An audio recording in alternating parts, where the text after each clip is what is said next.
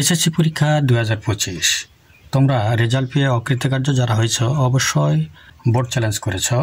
যারা খাতা এই তিন ধরনের ভুল করেছ তাদের রেজাল্ট কখনোই আসবে না, অর্থাৎ যা রেজাল্ট ছিল তাই থাকবে।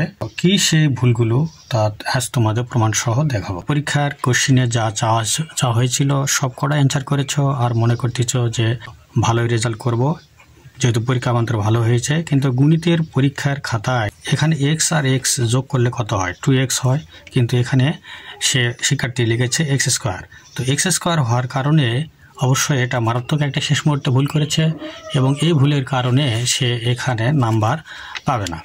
তো প্রিয় শিক্ষার্থী, আর একটা জায়গায় তোমাকে দেখাবো, সেটা হলো এই একটা শিক্ষার্থী এই অঙ্কটাতে পুরো অঙ্কটাই প্রায় সুন্দরভাবে করেছে, কিন্তু এখানে এক্স প্লাস বি ছিল, এসে এখানে করেছে এক্স মাইনাস বি, অর্থাৎ প্লাস মাইনাসের গন্ডগোল করেছে।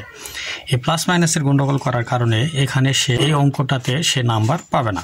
তো প্রিয় শিক্ষার্থী, আর একটা যে সমস্যা তোমাদের খাতার মধ্যে হয়ে থাকে প্রায়, সেটা একটু দেখাবো। একজন শিক্ষার্থী পুরো অঙ্কটাই করেছে সুন্দরভাবে, হয়তো হাতের লেখা একটু খারাপ, কিন্তু সে হাতের লেখা যেটাই হোক গণিতে যদি সে সুন্দরভাবে করতে পারে এবং রেজাল্ট যদি ঠিক হয় তাহলে অবশ্যই তাকে নাম্বার দিতে হবে। 45 বাড়াইছে, এখানে সংখ্যাটি হয়েছে হলো 60। শেষ মুহূর্তে সে অঙ্কটার রেজাল্ট কি করেছে, সংখ্যাটি যেহেতু অঙ্কটার রেজাল্ট ছিল হলো 45, অঙ্কটার রেজাল্ট ছিল 45, কিন্তু সে উত্তরে এসে লেগেছে -45। তো প্রিয় শিক্ষার্থী, এই যে মারাত্মক তিনটি ভুলের কথা, তিনটি ভুল দেখালাম, এই ধরনের ভুল যদি তোমরা করে থাকো খাতার মধ্যে, তাহলে অবশ্যই তোমাদের খাতা বারবার চেক করার পরও তোমাদের নাম্বার আর বাড়বে না, অর্থাৎ তোমার রেজাল্ট যা ছিল তাই থাকবে।